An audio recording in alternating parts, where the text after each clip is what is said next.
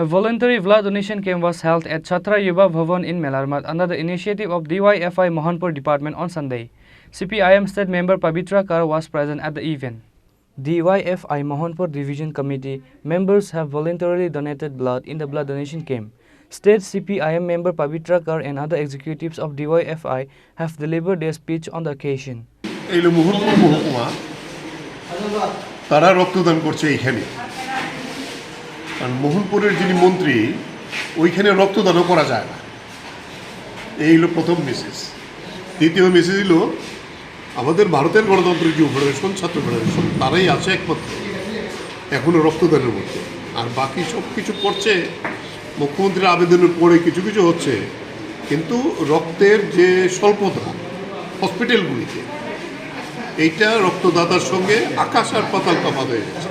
অথচ আমাদের ব্লাড ব্যাঙ্কে বরাবর রক্তের স্টক থাকতো এবং আমরা তখন সিদ্ধান্ত নিয়েছিলাম দরকার আমাদের পার্শ্ববর্তী রাজ্যগুলিতে রক্ত পাঠাতে, যাতে কোনো অসুবিধা হয়।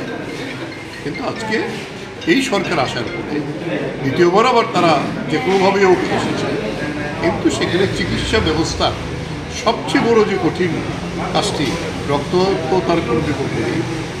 তাহলে এইখানে আমরা বলবো যতই আঘাত আসুক, আক্রমণ আসুক, আমরা করে যাব। তাই মোহনপুর মহকুমা আগরতলা এসেও তারা রক্তদান করার জন্য সেখানে সাহস নিয়ে নিয়ে আসছে, কিন্তু মোহনপুরে প্রকাশ্যে করা সম্ভব। কি সমস্যা হইল? হ্যাঁ, সমস্যা হইতেছে মানে মানুষ কথা বলতে পারে না। যারা রক্ত দেবে তার ছবি, অনেকেই বলছে ছবি যদি বিভিন্ন কারণে প্রকাশ হয় তাহলে আমার তো বিপদ থাকবে।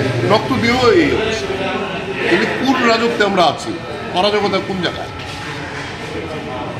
এই জায়গার বিরুদ্ধে। তবে আমরা আছি রাস্তায়, আমরা এই লড়াইয়ের মধ্যে দিয়েই এই যে অপশাসন তার অবসান করার জন্য ভারতবর্ষের মানুষ তৈরি হচ্ছে, তার সঙ্গে আমরা ত্রিপুরা করছি। ব্যুরো রিপোর্ট, চিনি খোরাং।